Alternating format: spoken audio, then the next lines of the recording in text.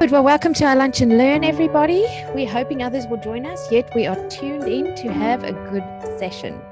Today's topic is becoming brave. And I think it's one of my favorite topics because it's been one of the biggest things that have challenged me in my world. Now, in today's session, we're going to talk about 3 key elements of becoming brave. The first one is stepping up and showing who I am, which isn't always easy. Knowing my worth, which is incredibly important, and then getting back up again when I've been knocked over. And I think being knocked over when I am brave is probably par for the course. It's going to happen, all right? It's not fun yet. Maybe it's learning. And so today I'm going to share with you some insights. I'm going to share parts of my life with you. And I'm also going to share some insights with us just so that we can probably be re-inspired and reflect on what it is to be brave. So today, I'd love you to stay curious with me, open-minded, curious, really participate with your mobile phone. I'm going to do the same, ladies, and share. If you go, oh, stuff it, I just want to talk about it, we can go for that. Sound all right? Okay. And we're just going to consider reflections, because if there's one thing that I've truly grounded myself in over the last probably year and a half, maybe 2 years with COVID, is all perspectives together can form our truth. And so today I'm going to share my lens with you, and I'd love your lens too. And we can just kind of wash it all together and really unpack being brave. You do know I love Oprah, right? I have to say, I love Oprah, okay? Her Super Soul Sunday series has got really good speakers on. But I like this quote: the thing you fear most has no power. Your fear of it has the power. Facing truth really will set you free. I think this is such a powerful quote because sometimes I fear what other people are going to say or what this might mean, or my trauma bounces back on me, and we all have a little bit. Otherwise, we're probably not human. But I think if I'm worried about what I'm fearing, I give fear the power. And when I give fear the power, I'm held back from being brave. And I think I love that quote, the truth will set you free. Have you guys ever heard of that? Just own it, the truth will set you free. Man, that's the most challenging thing to do, because that means I've actually got to go and look at it, which takes courage, yet is liberating. So we're going to talk about some of that today. I'd love you to join me on Slido. So if you could scan.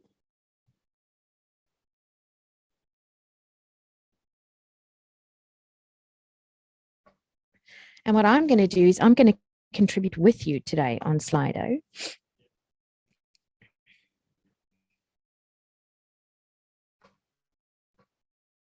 Okay, I'm going to start the polls, so don't worry. It'll pop up on your screen shortly.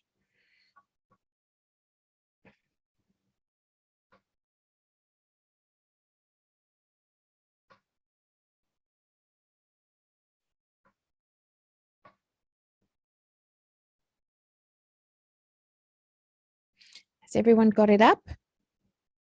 Thumbs up? You good, Lucy? Can't find it? Doesn't want to work? Don't want to be your friend? I haven't used Slido before. The app's come up, but I don't know what to do next. So it should take you into like the internet. Yep, and it's got a heading. It says SNHN Becoming Brave. Yep. And then it says type your question. Yep. Don't worry, I'm going to show you the question. Okay. Sorry. You are in. Yay, no, that's good. Thank you, Robbie. When you hear this, she introduced me to Slido. Now I Slido everything because it's so much fun. All right.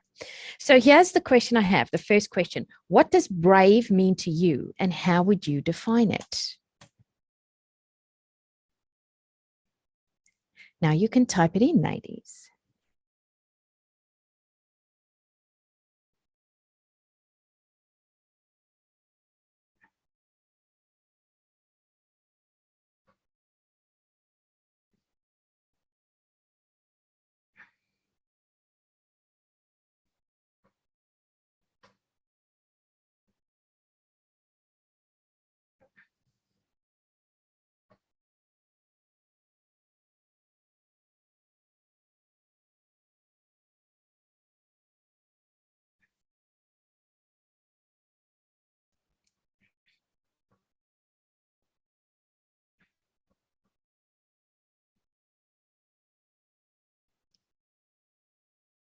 Nice.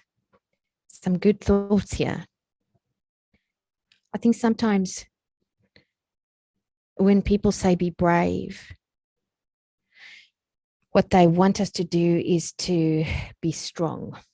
And today we're going to talk about the difference between strength and bravery, just from a definition perspective. So I'm going to go through this. Engaging when I feel intimidated, that is powerful. Trying and failing and giving up and giving it another go. Better by curious and asking questions. Doing that which you dread, but doing it anyway. Showing up even when I'm really scared. Being brave is powerful, yet that moment just before brave, we go to paralyzation. I don't know if any of you had family members who used to give you frights when you were growing up. Did you ever play that, give each other a fright and go, boo, come around a corner?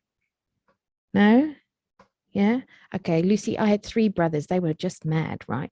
They used to jump around out and see if they could scare me. Now, it's that moment of, that to me is the moment before I choose to be brave. Because it's almost like I've got to consider what I'm going to do next. So I've got 4 overall definitions for you. Brave is being courageous and sharing who you really are with the world. It means you walk into fear and uncertainty while remembering who you are. It means you're willing to face danger and uncertainty, the possibility to fail. Brave means you embrace vulnerability, yet even if you fail, you'll be able to rise and be brave again.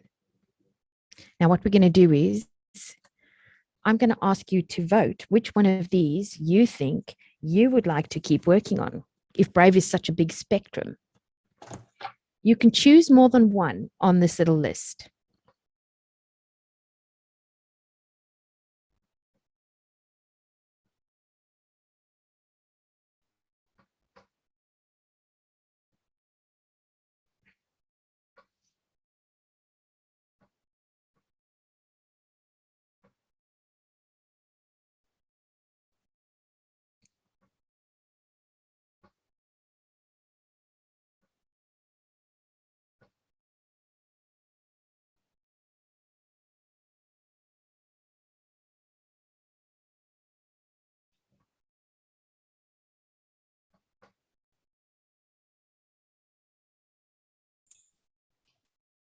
Are we doing this on the app? Because the app's closed on me. Really? Yeah, I'm sorry. That's okay, Lucy. You tell me what you want me to choose and I will see if I can choose it. I've got it back. I've got it back. Yay. Okay, good. Apologies. Nice.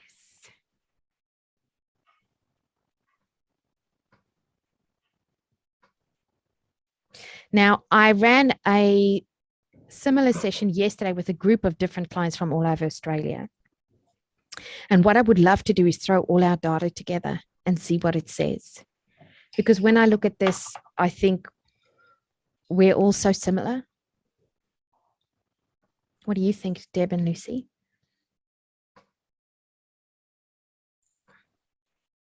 Definitely. And man, sometimes I don't want to be brave. I just want to lie on the carpet in my office and not get up. And I know I'm not the only one who feels like that, right? Okay, so, ta-da, segue. What stops us from being brave? I'd like you to type in here, what do you think stops you from being brave?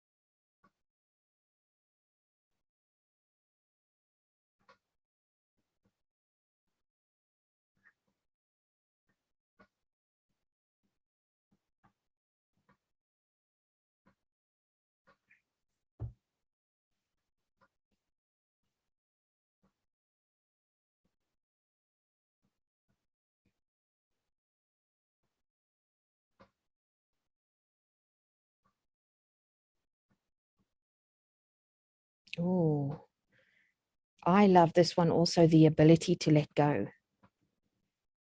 Because when the past experience has happened and I've had a fearful reaction to it, I am absolutely frozen in time, aren't I?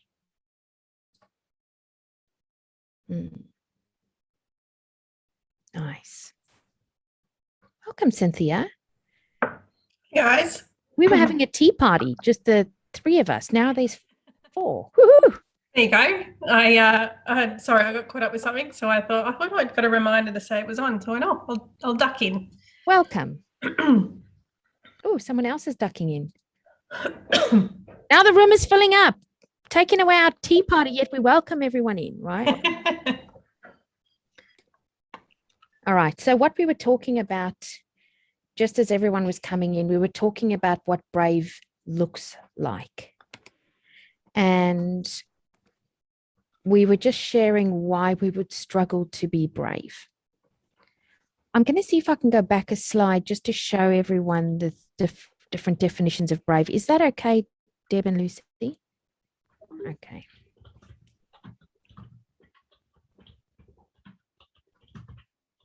We said brave is, well, we first had a look at, let me just get the question over here. What does brave mean to us? And I think this was really powerful. And then I gave kind of an overview of what brave is. It's been courageous and sharing who I am with the world. I walk into fear and uncertainty while remembering who I am. That is my favorite one, by the way. It means I'm willing to face danger and uncertainty and the possibility to fail. It means I embrace vulnerability, yet even if I fail, I'll be able to rise and be brave again. Then we did a little poll to see where we all feel we fit. Love the poll.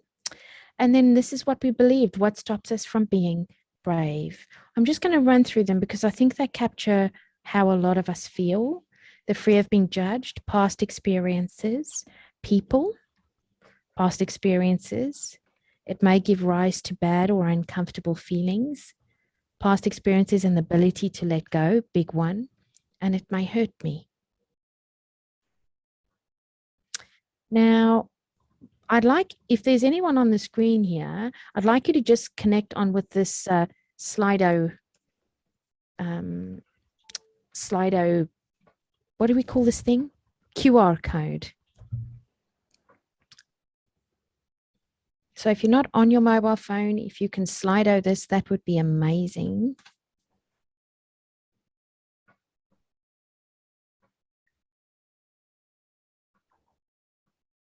Good. Because I have another question.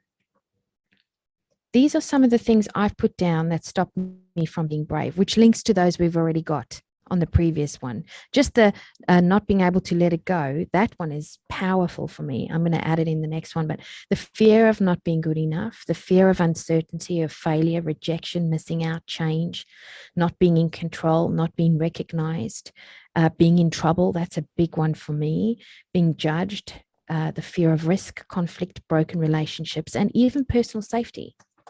So I would love you to please vote which ones show up for you.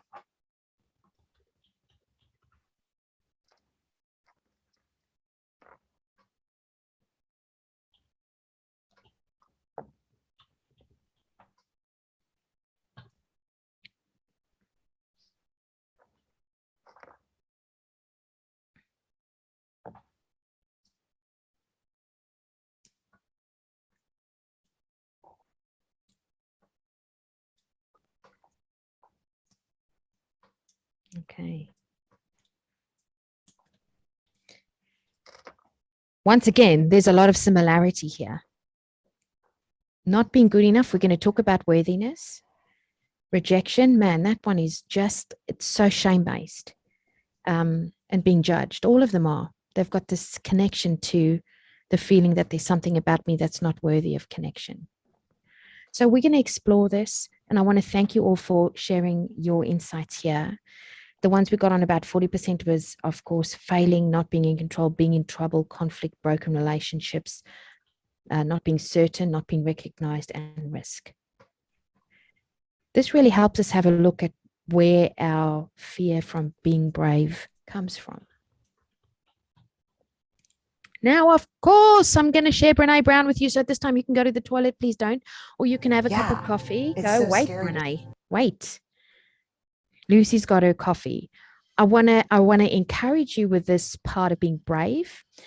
And I'm going to put the captions on just in case you are struggling to hear her and you want to read them. And I'm going to press play. So let's do it. It's so scary to show up. It feels dangerous to be seen. It's terrifying. But it is not as scary, dangerous, or terrifying as getting to the end of our lives and thinking, what if I would have shown up? What would have been different? So what I think you're asked to do on a daily basis is walk through this hall, get to the top of the stairs, and get naked. Get really real. Put yourself out there and walk out there so people can see you and see what you've made and see what you're doing. So I want to tell you about something that changed my life as a creative person.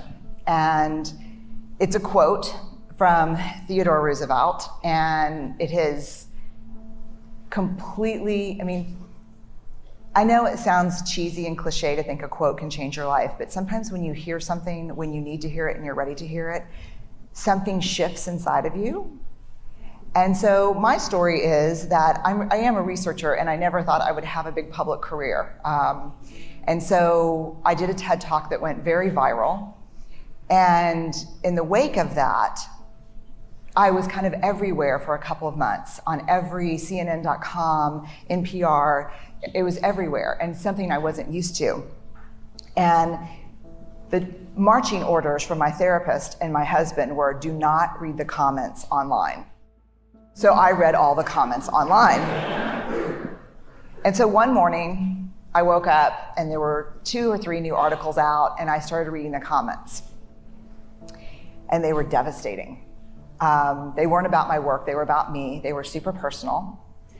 And they were the things that creative people play in their mind and then give up doing what they really want to do.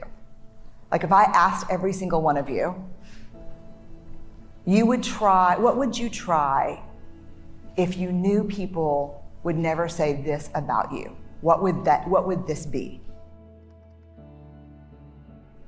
So that morning, Steve and the kids leave. I stay home. I get on the couch and I watch 8 hours of Downton Abbey. So I get out my laptop and I do a search for who was president in the United States during the Downton Abbey era. I put it in and Theodore Roosevelt comes up and a quote comes up. And I read it, and this is what it says. It's a quote from a speech that he gave in the early 1900s at the Sorbonne, and a lot of people call it the Man in the Arena speech. And this is the passage that changes my life.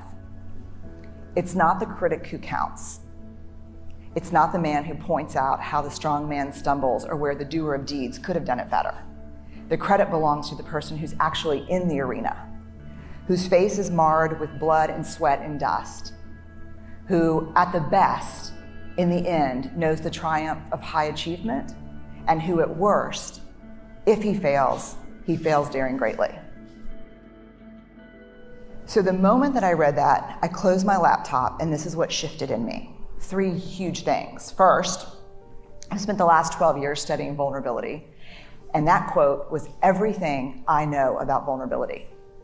It is not about winning, it's not about losing, it's about showing up and being seen. The second thing, this is who I want to be. I want to create. I want to make things that didn't exist before I touched them. I want to show up and be seen in my work and in my life. And if you're going to show up and be seen, there is only one guarantee, and that is you will get your ass kicked. That is the guarantee. That's the only certainty you have. If you're going to go in the arena and spend any time in there whatsoever, especially if you've committed to creating in your life, you will get your ass kicked. So you have to decide at that moment, I think for all of us, if courage is a value that we hold, this is a consequence. You can't avoid it. The third thing, which really set me free and is kind of a new philosophy about criticism, which is this: if you're not in the arena also getting your ass kicked, I'm not interested in your feedback. If you have constructive information, feedback to give me, I want it. And I'm an academic, I'm hardwired for wrestling around with stuff like that. If you say, hey, you forgot all this literature, or hey, you should have done this, or terrible sentence construction over here, like let's do it. I love that.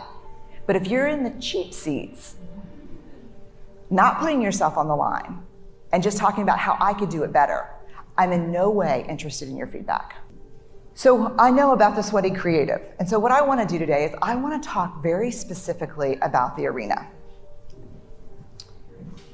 This is where we sweat. I live down here sometimes just dreaming about the day that I come up and how awesome it's going to be. But I stay down here a lot. And here's what we do.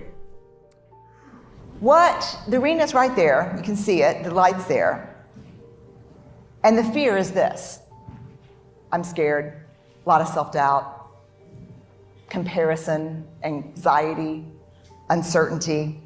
And so what do most people do when they're walking into the arena and those things are going to greet them up top? What do?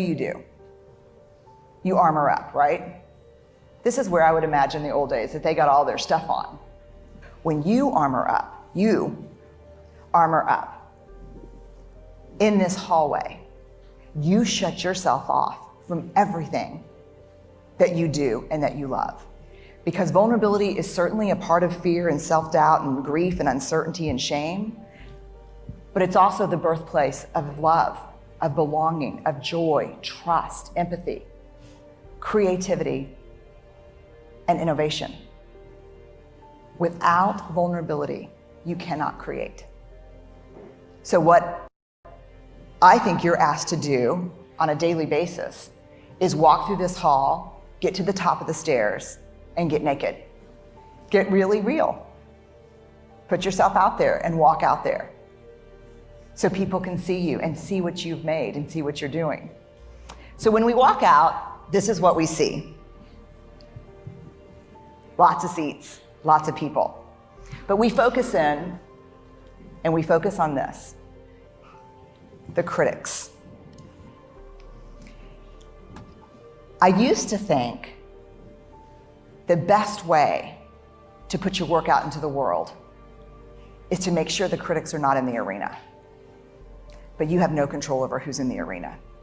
And the best way I have found is to know that they're there and to know exactly what they're going to say to you. The 3 seats that will always be taken when you walk into the arena, Change My Life, is to reserve a seat, to take the critics to lunch, and to simply say, when I'm trying to do something new and hard and original, and I'm trying to be creative and I'm trying to innovate, to say, I see you, I hear you, but I'm gonna show up and do this anyway. And I've got a seat for you and you're welcome to come, but I'm not interested in your feedback.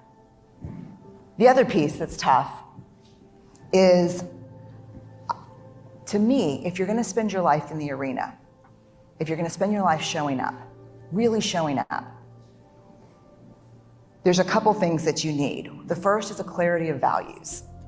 You have to, I know, when I came out here, I knew I could screw this completely up. I could get booed off stage, bad things could happen, but I don't have a choice, because if courage is my value, I have to do this. Whether it's successful or not is irrelevant. So a real clarity of values is important. The other thing is, you gotta have at least one person in your life who's willing to pick you up and dust you off and look at you when you fail, which hopefully you will, because if you're not failing, you're really not showing up. But who is willing to look at you when you fail and say, man, that sucked. Yeah, it was totally as bad as you thought. But you were brave. And let's get you cleaned up, and because you're gonna go back in. And this is someone who loves you not despite your imperfections and vulnerabilities, but because of them. and they should have great seats in the arena.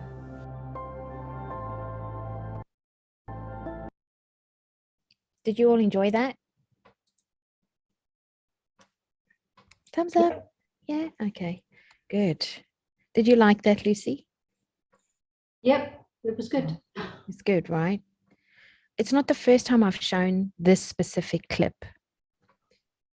Yet when I look at what she's saying, I think this whole concept of showing up and stepping in with courage is possibly what we're called to do. And if I have a look at the work you're doing in system change, yes, Deb, in system change, you're creating stuff that's never been done before.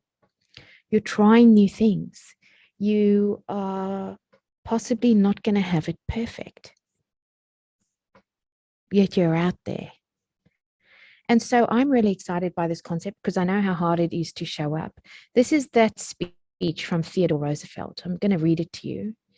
It's not the critic who counts. It's not the man who points out how the strong man stumbles or where the doer of deeds could have done them better. The credit belongs to the man, aka woman, who is actually in the arena, whose face is marred by dust and sweat and blood, and who strives valiantly, who errs and who comes short again and again, because there is no effort without error or shortcoming, but who does actually strive to do the deeds, who knows great enthusiasms, the great devotions, who spends himself in a worthy cause, who at the best knows in the end the triumph of high achievement, and who at worst, if he fails, at least he fails while daring greatly. I love this speech because I'm my greatest critic. Do you know your greatest critic, your judge? Have you made friends? So you've all seen this specific diagram before, right? It came out through COVID or the beginning of COVID 2 years ago. And I think for a lot of us, we do like the comfort zone. Who's a fan of the comfort zone? Maybe sometimes, yeah. I'll drive the same way to work. I'll go to the restaurant and have the same meal. I'm a creature of habit, right? The challenge, though, is that me truly experiencing life doesn't happen in the comfort zone. It happens in the learning and the growth zone. But to get there, I've got to go through fear. Now, I've often worked with people where we say, can we ignore fear? No, you can't ignore fear because then it grows. Like the creep, it just gets bigger. I've actually got to look at it, recognize what I'm feeling, and still go through it. Now, I'm going to share with you a few key things on how to do that today. The learning zone is where I love. That's where I feel I get the best of me. And the growth zone is a wonderful place where I can live my purpose, and I will continually stretch through this process. And I don't think it's linear.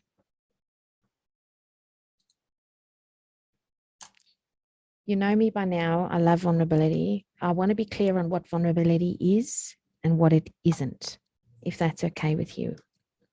Okay. It isn't weakness.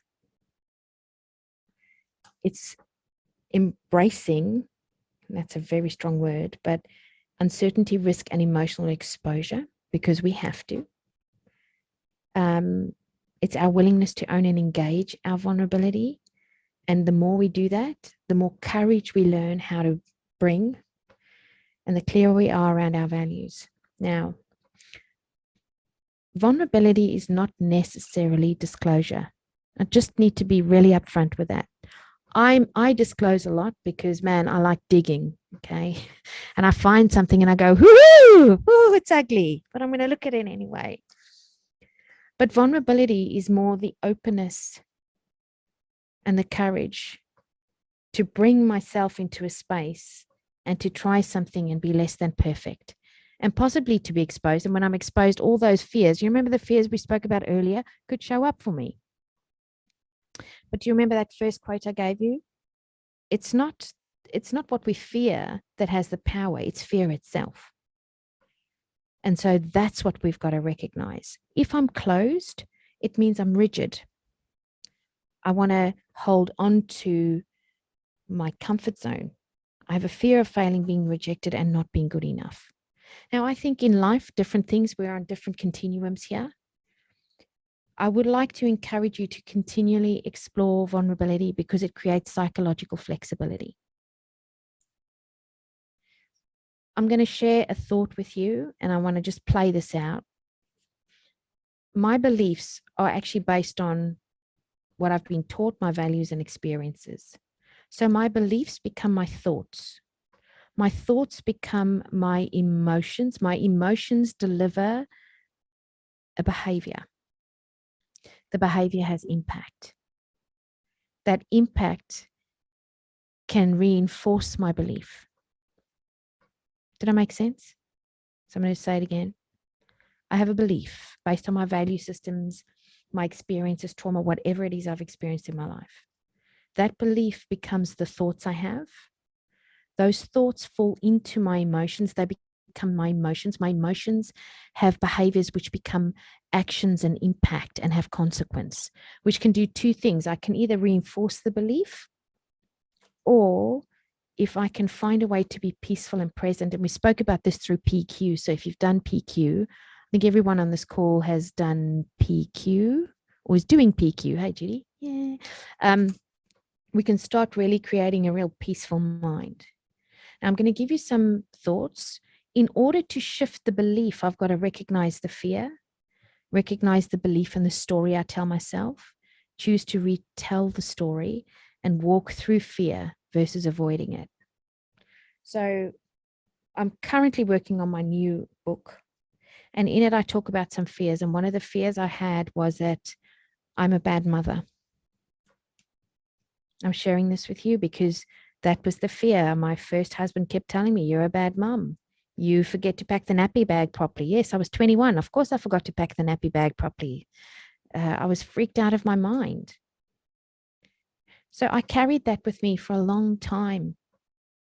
And what I did was I started working exceptionally hard to look after my children.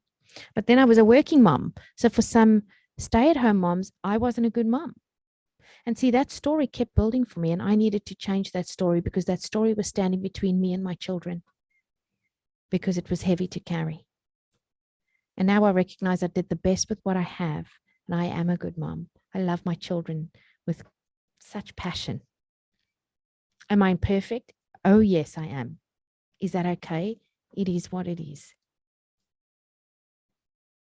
You've all got some beliefs probably that need some realignment, but I will leave that with you. Now, you know the survival brain stem, thoughts come in, hits my brain, goes into either survival or smart brain, depending on the neural pathways I have. Now, if I want to be brave, I need psychological flexibility. I need to work on this. I need to work out my brain. My brain is a muscle. And I love this from Shazad Shamin's work. The frontal cortex of our brain can actually be worked out to build greater muscle strength in the smart brain. So all of those things allow me to show up. When I challenge my thoughts, I recognize fear, and I walk into the arena anyway, vulnerably. But I'll tell you what keeps me on the periphery of the arena of life is my worthiness wrestle. I love that picture of me because that's me not worrying about my worthiness. I'm sitting on a green couch, and this was a picture that, and then my team went, you can't use this professionally. I was like, I'll find a way. But here's what I want to share with you. When I don't recognize that I'm worthy of love and belonging, I start negotiating my worthiness with other people. So I've got to recognize that I belong to me first. I've got to accept and love me for my imperfections. Okay. And I've got to recognize that as soon as I go into a space of negotiating who I am, it's going to be excruciatingly painful. So I'm going to use an example. Is that all right? So I go and speak at a PHN conference in the Northern Territory 3 years ago. And I'm speaking to doctors and nurses and health professionals about love. You can just imagine Okay. In the room, there were a few specialists that were really not happy that we speak about love and leadership. It's not required. It's not needed. And connecting deeply with patients and people is never needed. You just need to keep people at bay and get on with the work. There's no right or wrong. I was just sharing research, right? Sharing my story. The next day I arrived at a workshop I was running, and the one sponsor told me, yesterday you got bad feedback from a board member, so today you better be excellent because my reputation is on the line. Whoo! Guess what happened to my worthiness? Come on, let's roll it out like a red carpet. Suddenly I started negotiating who I am in that room. I have a pleaser, saboteur that went crazy. Okay.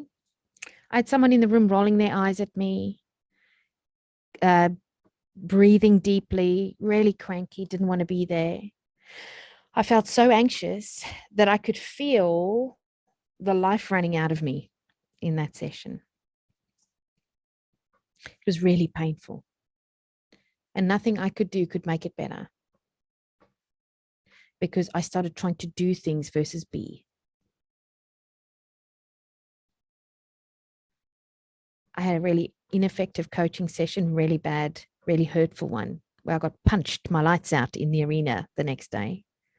I came home and I cried for a week. And I said to my husband, I'm not ever doing that. I'm closing my practice. This is the end. I just don't want to do it. My heart physically hurt. And he reminded me that he loves me and that I've got a purpose and that I've got to get back up and get in that arena. And then, of course, I was looking at something and Brene Brown popped up and she said, you never negotiate your worthiness. And I was like, that's what I did. I negotiated me versus bringing what I have.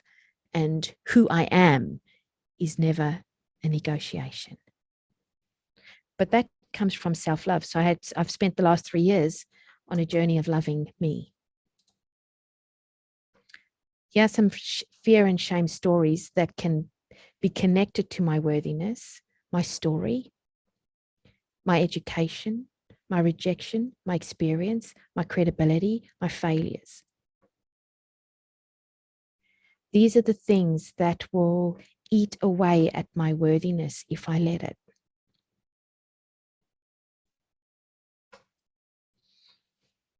I need to remind you what shame is. Shame is the feeling that there's something about me that's not worthy of love and belonging. When I am in shame, I feel I need to be strong. I interviewed a woman for a podcast that I was having a few years ago, and she said, she was telling me her shame story, but she was hiding in her garage while she was telling me her story, and there's no right or wrong to it. But I could feel how excruciatingly painful it was for her. And she said to me, I've learned how to be strong. I have muscles. And I laughed with her. I said, I know what muscles feels like. See, when we carry our shame around with us, we learn how to be strong, but the strength separates us from ourselves and from others.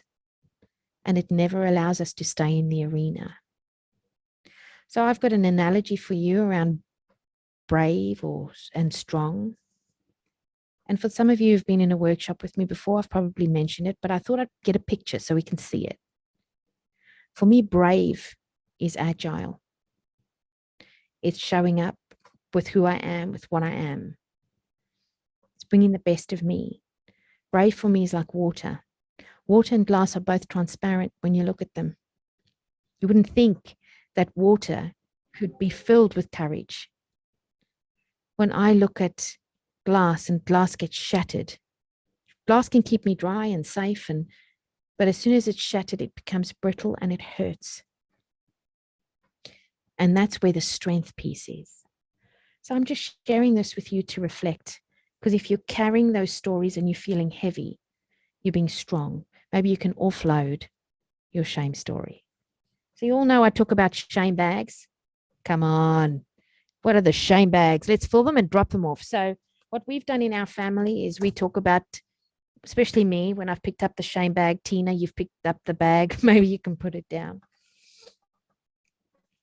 And it's making peace with those stories that I've experienced and told myself, the ones that are keeping me out of the arena. When Brene Brown started her motivational speech, there was a dancer, a man, and she said, they imagine what you would do if you never feared what others would say. Imagine how you'd show up. See, if I can offload some of these stories, I recognize people might still be uncomfortable, yet I'll be open to hear boundaries, and I'll be me. I'll bring the best of me. Now, I've got a few guides on how to let your shame bags go. You've got to start reflecting on the stories in your life that have given you pain or shame. Now, Shazad talks about this in his work too, when you did the 5 chapters of your life and you broke it down into the gift. Okay. You've got to accept what's happened, and you've got to accept you are not your story. You are not your emotions. Did you know that? And you are not your thoughts. All 3 of those are liberating for me. I've got to start looking at my story as a gift. I've got to practice deep self-love and acceptance and choose to let go of that overwhelming fear that keeps me away from being present, peaceful, and open. And I've got to own my part while I'm being kind to myself and remind myself who I really am. This is me. I'm sure a lot of you have seen me being me, I hope, but this is me.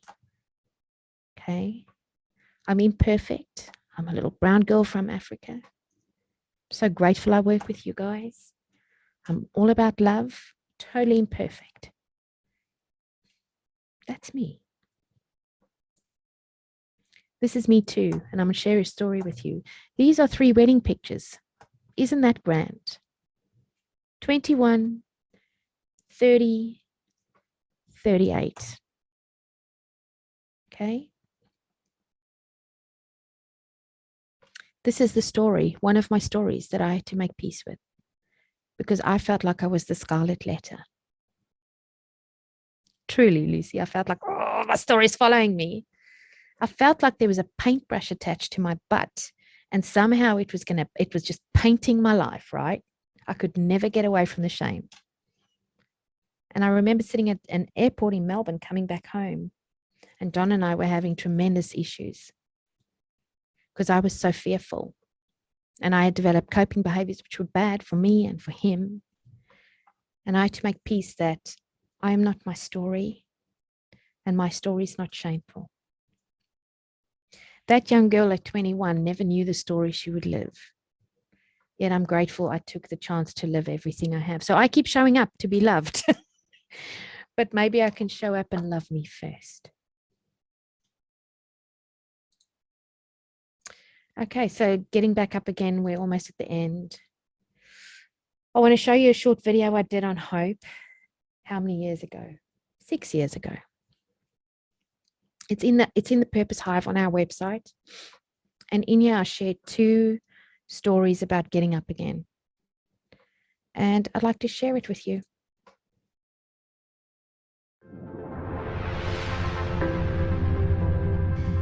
Welcome to Ignite Bites. This is Christina Foxwell, and today in our segment I'm going to share one of my favorite topics, and it's the topic of hope. Without hope, we actually don't have much in our life. We won't thrive, we won't flourish, we won't actually be able to live our best life possible. Because when there's no hope, all there is dreariness, fear, overwhelmed, and a catastrophe that happens after another catastrophe. I want to challenge you to look up. When we look up and we visualize the life we can have versus the life we're in at the moment, and be realistic and real, we can reach for it. I'm going to tell you 2 stories today. The first story was of me as a young single mum. I remember I was sitting at a coffee shop in like an open area where there was water fountains, and my heart was broken. And I thought my life was over. I was so confused and conflicted. And I remember sitting there and a thought hit me, and it was so powerful. And that thought was, Christina, you were destined for greater things than you're experiencing right now. This is only a moment in your life, and it won't define you. And for those out there who are going through the most awful times in your life, remember, it is a moment. I hung on to hope with that whole thought process. I kept repeating it to myself. It helped me change and challenge and transform my life. It helped me look for opportunities where I was looking for disaster. It helped me be the best mum I can be because I started developing a real sense of drive and hope that I could be more than what I was experiencing right now. And then I want to share with you, when I arrived here through the GFC, I worked with a wonderful sales team. And one of the young men that I worked for, we were selling learning and development in a time when no one wanted to actually speak to us about that because all funding was cut. And we sat down and he said to me, Christina, it feels like I'm running up against a brick wall. It feels to me like we are going to fail. It feels to me like we're just not going to survive. And I said to him at that stage, and I can clearly remember that conversation, I said to him, Shane, it's not a brick wall. Think of this as a stepping stone. Think of this that if we can find a way through this and we can look up and we can find ways in order to help others, we will define the way we've worked through this time. I tell you, we absolutely did. We had so much fun because we challenged our mindset, not to have the mindset of fear and destruction, but to have a mindset of hope and of agility. So I want to challenge you today, find that one thing, find that linchpin in your world that will charge you to have hope. I want to challenge you to look up, and I want you to see the future that is destined for you.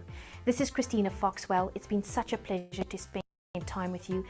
Okay, we're going to live our best life, Christina. Okay. Was hope all right?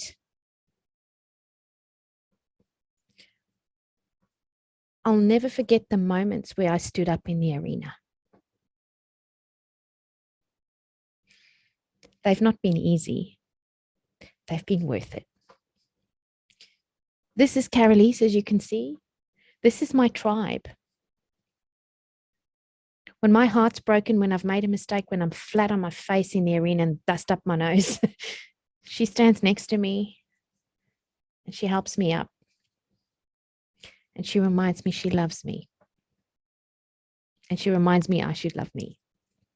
I don't care who your tribe is. It could be your best friend.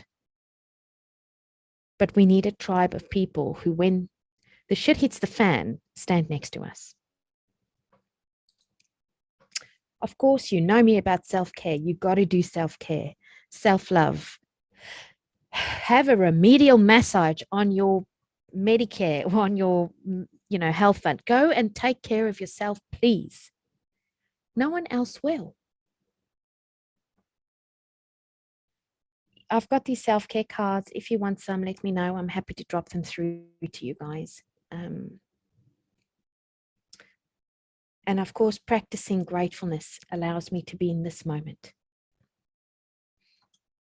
If you're doing your PQ work, please do your reps. It's a wonderful self-care activity. I'm almost done, but I want to talk to you about the source that feeds you. It's either love or fear. Now I'm glad I'm not the only one who talks about this because it's just been coming my way since I found it. If you're standing in love, love is not fluffy, it's fierce. It's a form of deep presence, acceptance, and care, compassion. Or if I'm pulled away into fear, I'm in protection. Okay? It's a belief that I'm going to be caused pain and harm and I'm in danger. I've got to connect with myself, what's going on in the inside. Because if I'm in fear, I'm going to bounce out of that arena so fast. If I'm standing in love, I'll have compassion for others while I have compassion for myself first.